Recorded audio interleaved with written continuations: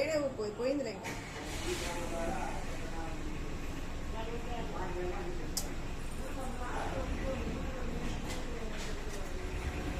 ఏంటిది అది?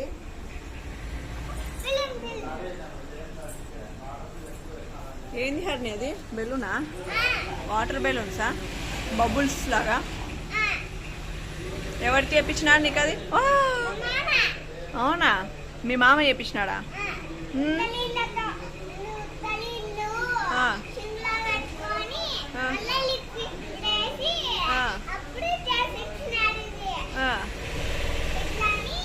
షేక్ షేక్ చేసి వస్తాయా మరి? బాగా వస్తున్నాయా బెలూన్స్?